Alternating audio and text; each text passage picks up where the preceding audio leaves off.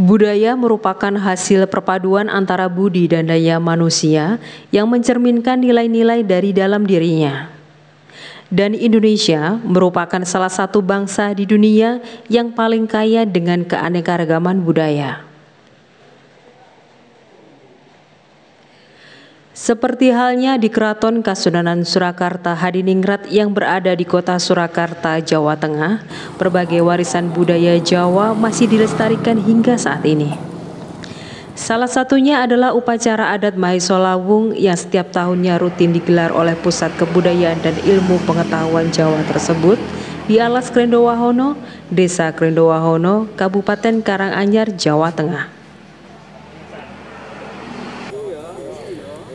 Upacara adat Mahisolawung merupakan tradisi ritual sesaji yang sudah ada sejak ratusan tahun lalu. Turun-temurun dari kerajaan ke kerajaan, dari keraton ke keraton.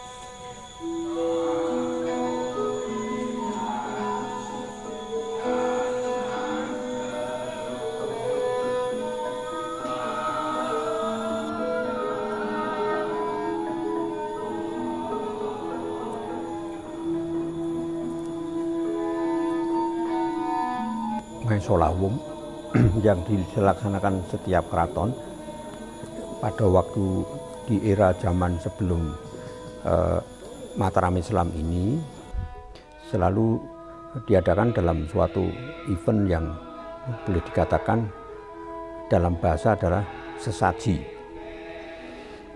Ada dua sesaji yang bernama yaitu sesaji Rojowedo dan sesaji Rojosoyo. Intinya memang tujuannya adalah keselamatan kehidupan ini, baik yang berhubungan dengan kehidupan manusia dan alam, kehidupan manusia dengan manusia, tapi tentu saja dengan Sang Maha Pencipta. Pengaruh daripada upacara tersebut yaitu pada waktu itu eranya adalah era agama Hindu. Jadi poin utamanya adalah Trihita-karana. Nah, ketika zaman Islam yaitu lebih fokus yaitu di zaman Demak, itu upacara itu sudah ditiadakan karena perbedaan sistem tata cara tradisi dan kepercayaan keyakinan agama dan sebagainya.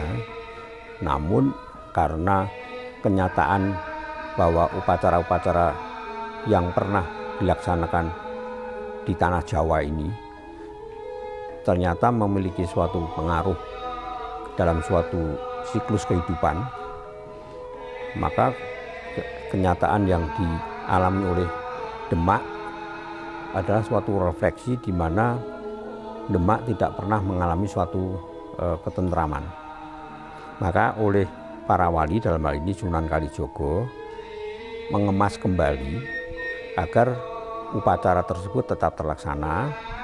Nah, dengan terlaksananya upacara tersebut disesuaikan dengan keagamaan, dalam ini adalah agama Islam. Sebagaimana kita ketahui bahwa Sunan Kalijogo, salah satu wali 9 itu adalah manusia atau orang Islam tetapi Jawani. Artinya beliau menyebarkan agama Islam dengan berbasis budaya Jawa. Wong wilaheng ngawi gena tata winanci Mas Tuna Mas Acidem niat ingsun hanya kemenyan lugur jati kuliting menyan dembel putih kukusing menyan sang yang manik moyo putih ratuning prayayangan ojo hanggendak sikara karo umate Kanjeng Nabi Muhammad padha handum wilujeng. Wong wilaheng ngawi gena tata winanci Mas Tuna Mas Idem niat ingsun ngobong menyan madu putih mripating menyan klacer putih kukusing menyan mindhet gumala huruping menyan harum gandane menyan seta terus lawangi swarga kadugekna karsa sampeyan dalem ingkang sinuwun Kanjeng Susunan Pakubuwana Senopati ing Ngaloga Abdurrahman Saidin Panatebaka Tampa Natagama ingkang kaping 13.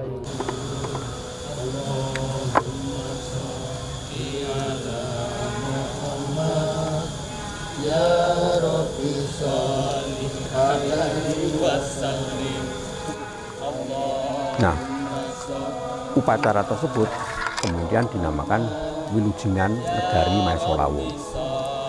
Dan sampai sekarang di Keraton Kasunanan Surakarta kegiatan-kegiatan tersebut dilaksanakan setiap tahun, yaitu di salah satu tempat di daerah Surakarta atau Kasunanan Surakarta, namanya adalah Hutan Krendewaono atau Alas Krendewaono. Tempat tersebut diyakini sebagai suatu tempat di mana tempat tersebut memiliki suatu pengaruh daripada suatu kepercayaan. Dalam hal ini adalah juga agama Siwa Buddha atau juga lebih fokus dengan bernama Dewi Koloyuwati atau Betari Durga. Nah, di sana kemudian upacara itu dilaksanakan setiap tahun dengan nama Wilujingan Negari Maesolawung. Dan Keraton Kasunanan Surakarta Hadiningrat sampai hari ini melaksanakan kegiatan tersebut dengan tata cara, yaitu pertama ketika semua perangkat ubo rampe tata cara upacara tradisi tersebut berupa sesaji-sesaji itu didoakan di Keraton Kasunanan Surakarta dengan dasar doa, yaitu doa agama Islam. Namun ketika sampai di tempat tujuan, yaitu di Krendewahono, itu doanya kemudian menjadi doa yang lebih berfokus kepada doa Jawa tetapi berbasis kepada Hindu, agama Hindu. Itu yang berkaitan dengan Maesolawung atau lebih lengkapnya Wilujingan Negari Maesolawung di dalam tata cara Mataram Islam, dalam hal ini di Keraton Kasunanan Surakarta Hadiningrat. Allahumma sholli ala Muhammad ya Rabbi sholli alaihi wasallim.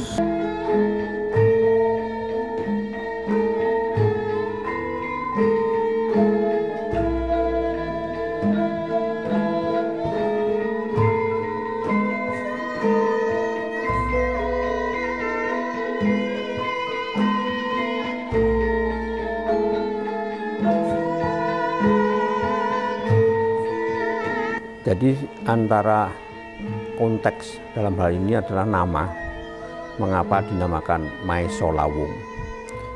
Sebagaimana kita ketahui bahwa Maheso atau kebu atau kerbo dalam bahasa Indonesia itu memiliki suatu ikatan filosofi baik sebagai fungsi dan nama yang tercantum di dalam kegiatan-kegiatan setiap upacara adat, termasuk nama-nama para leluhur dari dinasti Mataram. Misalnya berkaitan dengan Kebu Kanigoro, Kebu Kenongo, itu adalah suatu leluhur yang sangkut pautnya dengan Joko Tingkir yang kemudian menjadi Sultan Hadiwijoyo, di mana Sultan Hadiwijoyo adalah menantu dari Sultan Trenggono Kerajaan Demak. Juga beberapa nama Maeso dan Kerbo ini karena setiap kehidupan dalam masyarakat tradisional terutama berbasis petani ini, kerbo adalah suatu bagian daripada aktivitas para petani, di mana untuk bajak, untuk nguluku, untuk nggaru dalam istilah-istilah pertanian itu kerbo selalu dijadikan suatu simbolis, dijadikan suatu aktivitas, itu adalah bagian daripada setiap kegiatan-kegiatan yang bertujuan untuk meningkatkan hasil suatu pertanian. Jadi kerbo memiliki fungsi penting dalam aktivitas, dalam hal ini adalah masyarakat tradisional yang di pedalaman yang berfokus kepada kehidupan pertanian.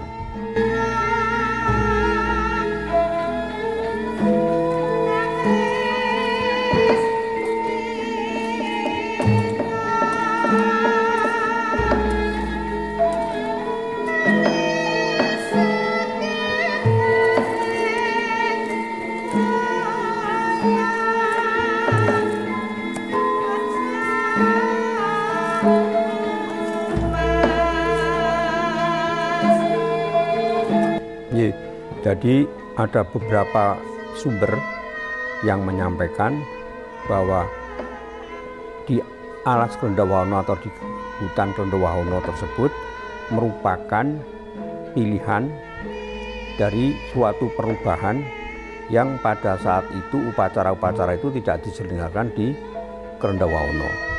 Sebagai data yang terpilih di situ adalah ketika era Ingkang Sinuwun Pakubono ke-9. Mengapa itu dipilih secara fokus di Rendawahono itu? Karena itu menindaklanjuti suatu nilai historis dari Ingkang Sinuwun Pakubono ke-6. Karena di situ pernah menjadikan tempat kegiatan suatu spiritual meditasi yang dilaksanakan di hutan Rendawahono tersebut oleh Ingkang Sinuwun Pakubono ke-6 atau Sinuwun Banguntopo, yang kemudian kita sebagaimana tahu beliau bekerja sama dengan Pangeran Diponegoro, dan beliau juga saat ini mendapatkan gelar pahlawan nasional. Nah, itu yang dijadikan suatu nilai historis pijakan dari Ingkang Sinuwun Pakubono ke-9. Dan di sana sekarang tempat petilasan dari Ingkang Sinuwun Pakubono 6 itu masih ada. Kita bisa melihat ada di sekitar tempat sendang di Alas Rendawahono tersebut.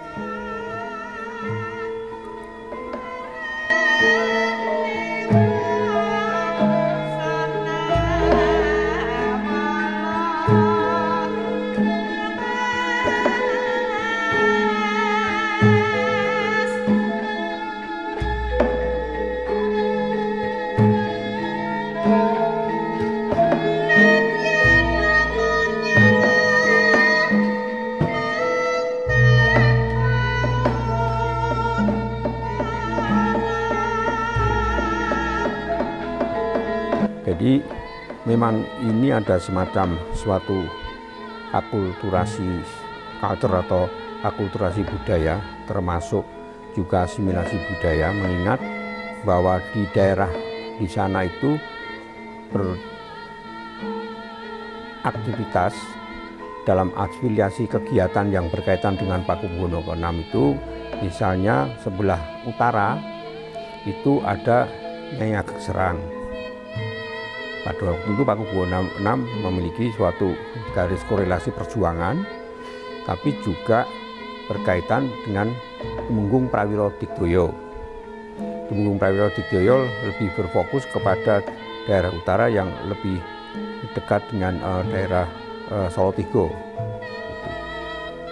Juga ada Singoranu di Gunung Tugel di daerah Boyolali. Itu ada suatu petilasan atau juga makamnya. dan lebih fokus lagi bahwa sebetulnya di daerah ke sekitar Alas Kendowahono tersebut, di sana sekitar daerah Kali Jambe dan sebagainya, Kali Yoso dan sebagainya itu, di sana ada suatu kiai, yang kiai tersebut adalah merupakan suatu hubungan dekat dengan Ingkang Sinuwun Pakubono keempat. Nah, kiai itu bernama Kiai Yahya.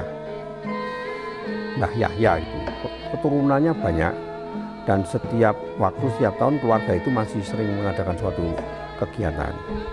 Nah, masjidnya juga masih ada, masih terawat dengan bagus. Tapi itu adalah era pada zaman Pakubono keempat. Dan kalau ini berkaitan dengan Pakubono ke-6, itu setelah Pakubono keempat, Pakubono kelima dan Pakubono ke-6. Nah, itu kemudian dijadikan suatu pijakan hubungan antara masyarakat. Dalam hal ini suatu saat pada waktu itu adalah berkaitan dengan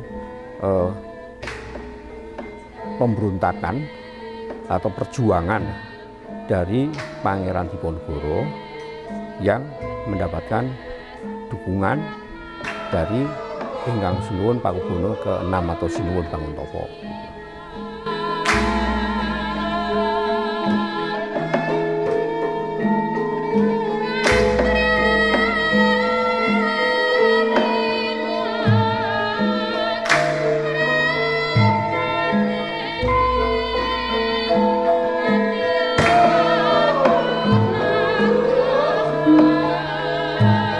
Jadi ini sebetulnya ada kaitan dengan keseimbangan dan keselarasan yang sudah saya sampaikan tadi antara kehidupan manusia dengan alam.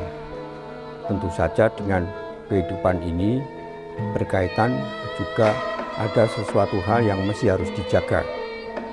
Di dalam masyarakat Jawa ada 10 hal yang harus dijaga supaya menimbulkan keselarasan keseimbangan alam, termasuk juga dalam hal ini kita sebagai makhluk dari Yang Maha Kuasa itu bisa melaksanakan kehidupan secara benar dan baik.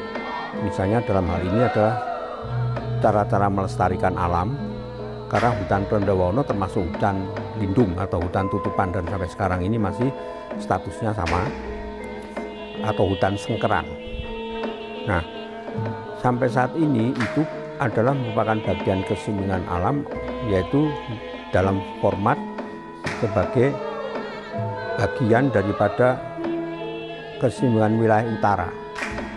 Jadi kalau kita melihat pemahaman mengenai Patsupat atau kiblat papat limo pancer, nah salah satunya adalah di Kendowahono ini. Kendowahono adalah sebagai suatu wilayah di bagian utara, di mana di situ bersemayam dalam kaitannya Siwa Buddha itu, yaitu Yang Betari Durga.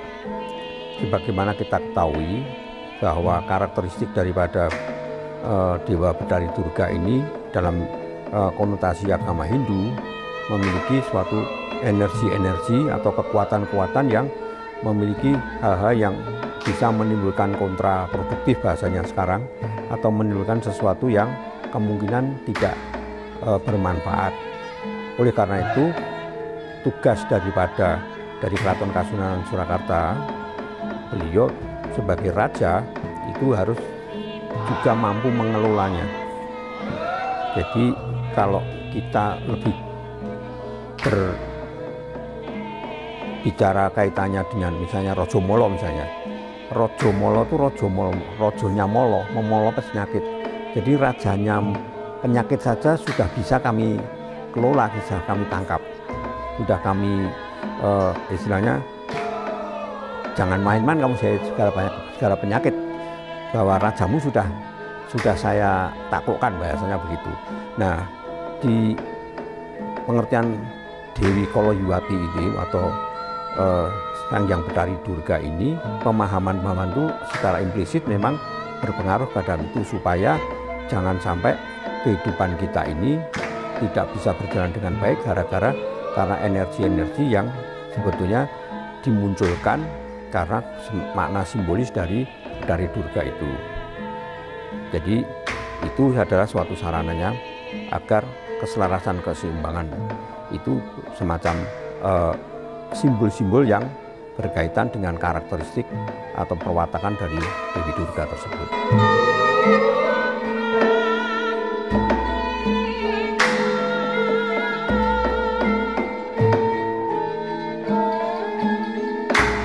Kalau tradisi semacam itu sebetulnya yang ada tempatnya dan kegiatannya hanya di Keraton Kasunanan Surakarta. Mungkin keraton-keraton yang lainnya juga melaksanakan, tapi bentuknya mungkin serupa tapi tak sama, tapi yang jelas tidak di Krendowahono atau di Alas Krendowahono tersebut.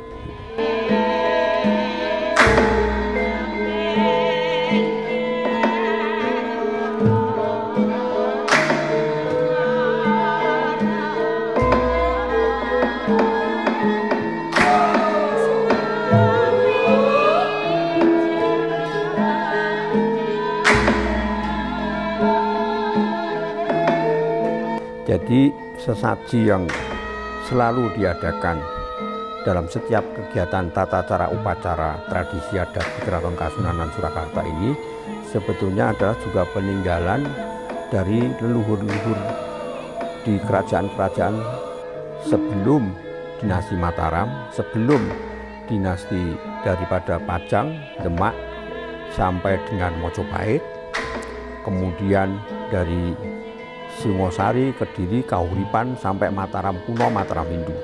Kita bisa menemukan beberapa sesaji tersebut yaitu di relief-relief Hindu, Buddha atau dalam candi-candi masih terlihat. Tapi juga dalam kitab-kitab yang peninggalan-peninggalan itu upacara-upacara itu selalu diadakan. Nah, Keraton Surakarta saat ini adalah melestarikan. Tapi di balik itu sebetulnya ini adalah merupakan suatu cara bahwa boleh dikatakan kalau dilihat dari secara sosiologis masyarakat Jawa itu disebut sebagai homo symbolicum.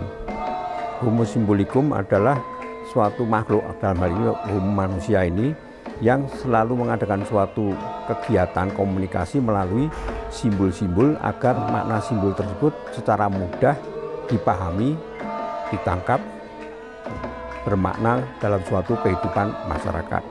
Nah, di Wilujenggan Maesa Lawung tersebut, sesaji yang ada di situ menggambarkan hal-hal yang berkaitan simbolis tersebut. Antara lain misalnya, poinnya adalah kalau berkaitan dengan suatu tanaman, itu yaitu ada polok pendem.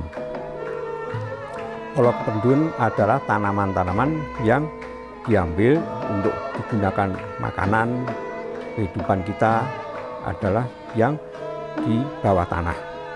Misalnya ada ketela, ada umbi-umbian, mungkin kentang, dan sebagainya. Itu maknanya adalah bahwa agar manusia itu bisa mengerti apa sebetulnya asal-muasal kehidupan manusia. Jadi bahasa yang dalam bahasa Jawa adalah sangan paraning dumadi. Dari mana toh sebetulnya asal-muasal manusia? Nah, itu secara simbolis dimaknai dalam suatu sesaji yaitu dalam polok kependem. Kemudian yang kedua adalah polok kesampar. Polok kesampar adalah buah-buahan yang bisa diambil, dimanfaatkan, tapi di atas tanah. Misalnya ketimun, walo, sekarang ada semangka, mungkin juga melon bahasa sekarang itu, ada labu dan sebagainya, itu yang di atas tanah. Simbolis daripada itu adalah bahwa manusia harus mengerti, memahami apa yang dialami sekarang dalam suatu hidupnya, apa yang harus dipahami, diketahui, harus dilakukan sebagai dia makhluk hidup. Nah, yang ketiga adalah polok gemantung. Polok gemantung adalah tanaman-tanaman yang ada bisa dimanfaatkan atau diambil tapi berada di atas tanah. Misalnya buah-buahan yang paling gampang, misalnya pisang, ada jambu, ada mangga, ada papaya, dan itu semua ada karena di atas tanah. Pengertiannya adalah itu merupakan harapan kehidupan, bahwa kehidupan ini semestinya nantinya akan menuju kemana, atau akan apa cita-citanya yang akan diraih, atau harapan hidup itu sebenarnya di mana. Itu. Nah, kalau dalam masyarakat Jawa yang bersumber dari Keraton Kasunanan Surakarta Hadiningrat, bisa dikatakan itu adalah sebagai ilmu baku kehidupan, yaitu sangkan paraneng dumadi, dumadining sangkan paran. Jadi bagaimana kita berasal dari suatu kehidupan, bagaimana kehidupan ini akan kembali ke asalnya. Itu. Nah, simbolis-simbolis di situ dalam suatu sesaji juga dimaknai dengan beberapa kehidupan yang juga sebagai makhluk ciptaannya, ciptaan Tuhan Yang Maha Kuasa. Maka ada beberapa hewan yang diikut sertakan. Misalnya ada hewan-hewan buruan, termasuk simbolis dalam hal ini adalah maesolawung tadi. Pengertian dari maesolawung itu adalah suatu semacam kerbau yang belum megawe. Belum megawe itu artinya kan kerbau itu kan setelah besar itu siap megawe, dalam hal ini dikerjakan untuk ngeluku, untuk nggaru di sawah-sawah itu. Nah, tapi kerbau itu sudah siap tapi belum dikerjakan itu, maka dinamakan maesolawung tersebut. Termasuk juga beberapa bahan-bahan makanan yang masih berupa mentah, misalnya sambal goreng urip-urip itu, atau juga dalam kaitan ini ada juga namanya kecok mentah, kecok bakal, kecok mentah. Itu semua harus dipahami, dimengerti sebagai makna simbolis atau simbolikum, agar manusia itu mengerti bagaimana suatu kehidupan ini berisi apa saja dalam suatu bentuk. Misalnya ada yang berupa menjadi jenang, ada yang berupa menjadi kolak itu, dan itu nama-nama sekarang itu sudah merupakan simbol dari pemahaman, pengertian atau pengetahuan yang sudah diwarnai oleh Islam. Misalnya wadahnya itu adalah biasanya diwadahi dengan takir, bahwa makna dari suatu kehidupan ini sebetulnya didasari apa yang dinamakan dengan takwa dan dzikir. Jadi dengan takwa dan dzikir, jadi takirnya ini orang diharapkan mampu bisa sesuai kehidupannya dengan apa yang dikehendaki oleh Tuhan Yang Maha Kuasa. Nah, ini mungkin yang perlu dipahami, karena dalam masyarakat Jawa itu ada sedikit pengertian yang berbeda dengan pengertian masyarakat secara umum. Misalnya bahwa manusia yang merencanakan, Tuhan yang menentukan. Tetapi dalam filosofi dasar spiritual Jawa, yang merencanakan itu adalah juga Tuhan. Bahkan Tuhan Maha Perencana. Yang menentukan juga adalah Tuhan, karena Tuhan adalah segala penentu. Sehingga kalau kita pernah mendengar ada pengertian wong urip sak derma nglakoni, atau manusia itu hidup hanya sesuai dengan apa yang dia lakukan, itu karena pemahaman tersebut. Jadi yang menjadi permasalahan itu sebetulnya dalam hidup ini adalah bagaimana hidup kita itu sesuai dengan rencana Tuhan dan keputusan Tuhan. Ini yang sampai sekarang jawaban semacam itu menjadi berbagai hal. Maka dalam hal suatu pengertian tersebut, masyarakat Jawa, terutama kalau kita melihat di tembang Dandang Gulo di Serat Kidung Purwojati, misalkan adalah siji sawiji mulane dadi amencar ngebaki jagat kasamatan dinding sate. Artinya segala sesuatu berasal dari satu, dan itu kemudian menjadikan suatu energi itu memenuhi jagat seisinya. Dan kalau kita melihat daripada suatu kehidupan warna-warni bentuk sesaji dan sebagainya itu adalah makna simbolis yang pernah dipakai, dipergunakan ketika zaman era Majapahit, yaitu di kitab Sutasoma disebutkan Bhinneka Tunggal Ika Tanhana Dharma Mangkowa. Jadi tidak hanya berbeda-beda dalam bentuk nama, wujud, rasa, tapi juga berkaitan dengan nilai makna yang terkandung di dalamnya. Kalau di dalam Al-Quran kan disampaikan surat Al-Hujarat ayat 13 itu, dan diciptakanlah kamu sekalian satu sama lain itu berbeda-beda untuk saling mengenal dan mengetahui. Nah, jadi pemahaman itu di masyarakat Jawa sangat diuri-uri, artinya dipahami, dimengerti. Dalam arti bentuknya tadi seperti sesaji-sesaji itu. Dan sesaji-sesaji itu ada beberapa hal yang langsung bisa dimakan atau siap saji, tetapi juga bisa kemudian itu memang dikembalikan lagi kepada bentuk daripada alam lagi, karena itu adalah makna simbolis daripada suatu rentetan garis kehidupan manusia.